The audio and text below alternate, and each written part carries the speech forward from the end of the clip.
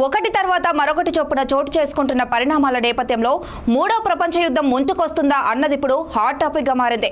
పశ్చిమాసియాలో ఒక దేశం ప్రదర్శించిన అత్యుత్సాహం చిలికి చిలికి గాలివానలా మారటం, అగ్రరాజ్యం సంపన్న దేశాలు ఎవరికి వారు తమ ప్రయోజనాలు, స్వార్థాలు, రాజకీయాలు మాత్రమే చూసుకోవడమే తప్పించి పెద్దరికాన్ని ప్రదర్శించనితనం ఇప్పుడు ప్రపంచ మానవాళికి నష్టం వాటిల్లేలా చేస్తుందా అన్నది ప్రశ్నగా మారింది. ఇది సరిపోదన్నట్లు మతం కూడా దేశాల మధ్య రంగప్రవేశం చేయడంతో పరిస్థితి అంతకంతకు సీరియస్ గా మారుతుంది.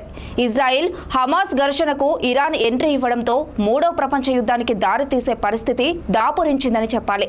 ఇజ్రాయిల్కు అండగా రంగంలోని దిగేందుకు అమెరికా ఇప్పటికే రెడీ కాగా అటు ఇరాన్కు సైనిక సాయం అందించేందుకు రష్యా సిద్ధమైతోంది. దీంతో ఎప్పుడేం జరుగుతుందో అర్థం కాని పరిస్థితి. తాజా పరిణామాలతో స్టాక్ మార్కెట్లు దారుణంగా దెబ్బతిన్న పరిస్థితి.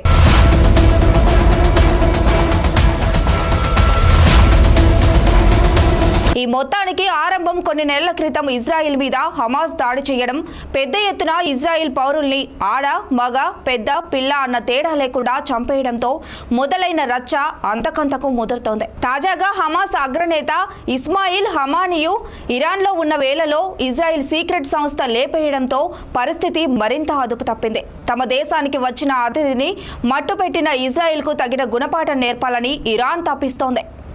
ఇలాంటి పరిస్థితుల్లో ఏ నిమిషానైనా తమపై యుద్ధానికి ఇరాన్ దిగుతుందని ఇజ్రాయిల్ అంచనా వేస్తోంది. అలాంటి దాడిని ఎదుర్కోవడానికి ఇజ్రాయిల్ సమాయత్తమవుతోంది. ఈ ఏడాది ఏప్రిల్లో ఇరాన్ తమపై దాడి చేసిన సమయంలో అమెరికా, బ్రిటన్, ఫ్రాన్స్, జోర్డాన్ దేశాలు ఏ రీతిలో అయితే సాయం చేశాయో అదే రీతిలో అమెరికా, యూకేతో కలిపి నాటో తరహాలో ఒక కూటమిగా ఏర్పడి ఇరాన్ను ఎదుర్కోవాలని ఇజ్రాయిల్ ప్రధాని భావిస్తున్నారు. ఆయన దీన్ని అబ్రహం కూటమిగా వ్యవహరిస్తుండడం గమనార్హం. ఇదిలా ఉంటే గల్ఫ్ దేశాల్లో ఉన్న తమ సేనల సంఖ్యను అమెరికా అంతకంతకు పెంచుకుంటుంది. మరిన్ని విమాన వాహన యుద్ధ నౌకలు, యుద్ధ విమానాలను ఆ ప్రాంతాలకు పంపుతున్నట్లుగా పెంటాగాన్ 3 రోజుల క్రితమే ఒక ప్రకటనలో వెల్లడించింది. ఈ వాస్తవ పరిస్థితులు ఇలా ఉంటే మరోవైపు మూడో ప్రపంచ యుద్ధానికి సంబంధించి జ్యోతిష్యుల మాటల్ని పలువురు పరిగణలోకి తీసుకుంటున్నారు.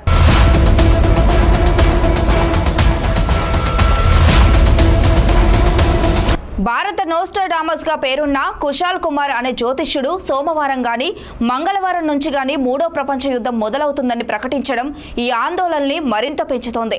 అయితే ఆయన మూడో ప్రపంచ యుద్ధానికి సంబంధించి డేట్స్ చెప్పడం ఇదే మొదటిసారి కాదు.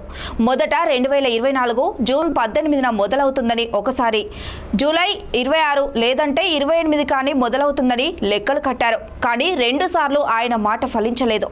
తాజాగా సోమ, మంగళవారాల్లో యుద్ధం మొదలవుతుందని పేర్కొన్నారు. ఆయన జోష్యం పలు అంతర్జాతీయ మ్యాగజైన్లలో ప్రచురితం కావడం గమనార్హం. హర్యానాకు చెందిన ఆయన జ్యోతిష్యాలు చెప్పడంలో చాలా పాపులర్. ఆయన మాటకు అంతర్జాతీయ ప్రముఖ మీడియా సంస్థలు ప్రాధాన్యత ఇవ్వడం విశేషం. మరేం జరుగుతుందో చూడాలి.